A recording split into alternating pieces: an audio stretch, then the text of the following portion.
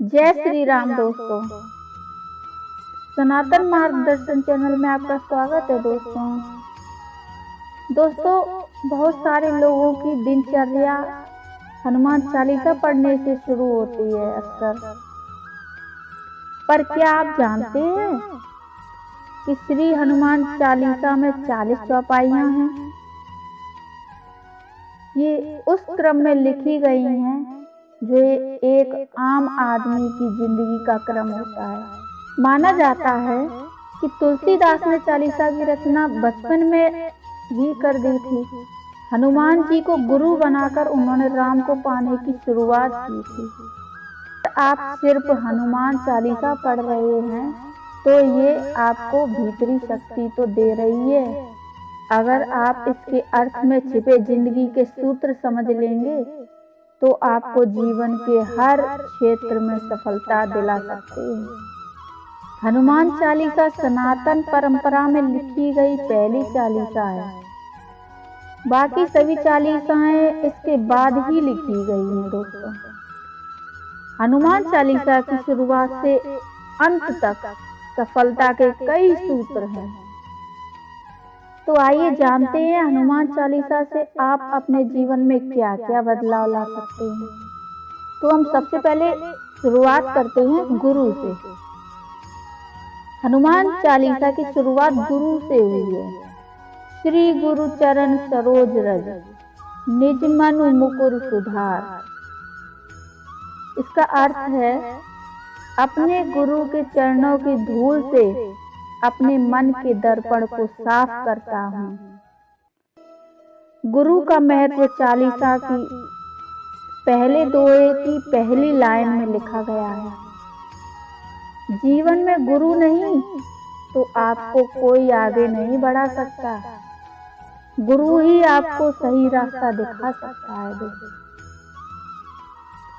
इसलिए तुलसीदास ने लिखा है कि गुरु के चरणों की धूल से मन के दर्पण को साफ करता हूँ। माता पिता को पहला गुरु ही कहा गया है। समझने वाली बात यह है कि गुरु यानी अपने से बड़ों का सम्मान करना जरूरी है। अगर तरक्की की राह पर आगे बढ़ना है तो विनम्रता के साथ बढ़ो और सम्मान करो। हनुमान चालीसा की चौपाई है।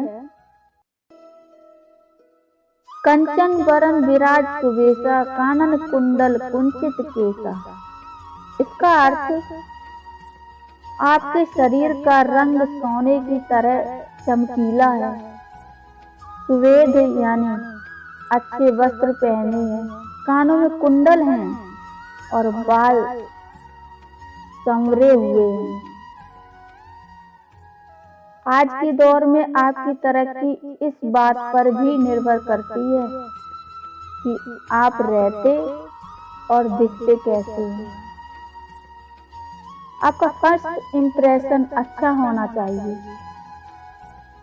अगर आप बहुत गुणवान भी हैं लेकिन अच्छे से नहीं रहते हैं तो ये बात आपके कैरियर को प्रभावित कर सकती है।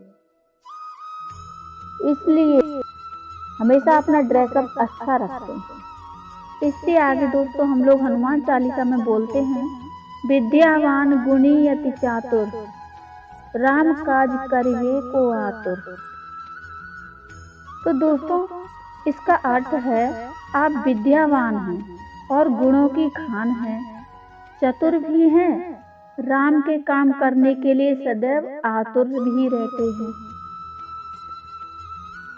आज के दौर में एक अच्छी डिग्री होना बहुत जरूरी है, लेकिन चालीसा कहती है कि सिर्फ डिग्री होने से आप सफल नहीं होंगे। विद्या हासिल करने के साथ आपको अपने गुणों को भी बढ़ाना पड़ेगा। बुद्धि में चतुराई भी लानी होगी। हनुमान जी में तीनों गुण हैं। वे सूर्य के शिष्य हैं, गुणी भी हैं और चतुर भी हैं। इससे आगे बढ़ते हैं। प्रभु चरित सुनवे को रसिया, राम लखन सीता मन बसिया। इसका अर्थ है दोस्तों, आप रामचरितमानस यानी राम की कथा सुनने में बहुत ही आनंद लेते होंगे।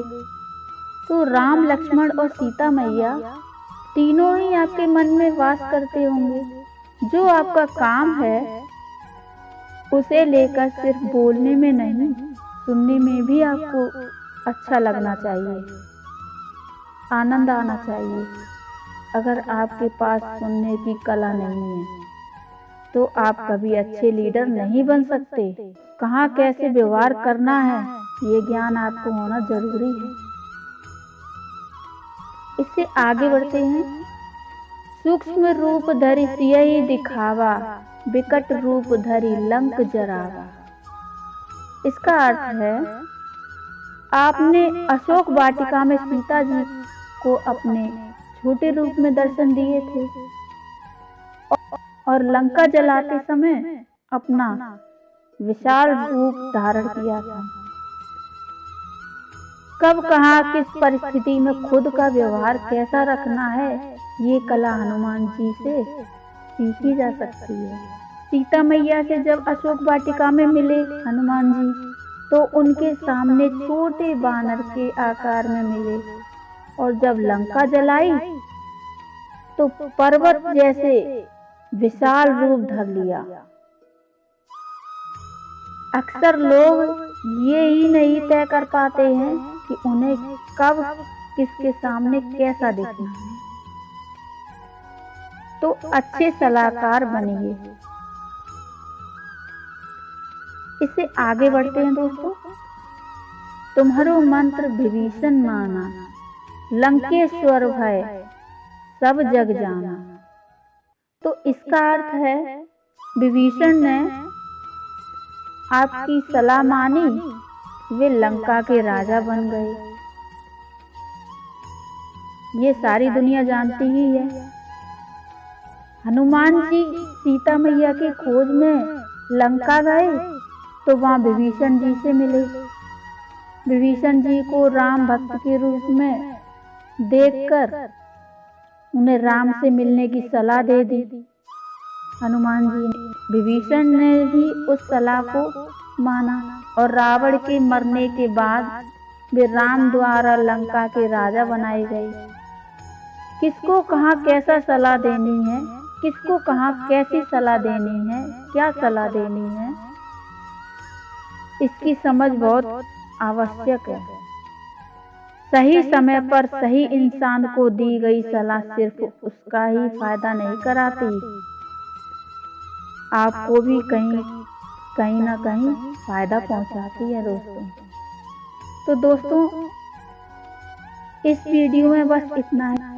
तो मिलते हैं फिर अपनी अगली वीडियो में, जिसमें हम जानेंगे इससे आगे का तो हनुमान चालीसा में अपने जीवन का आधार क्या होना चाहिए, कैसा होना चाहिए।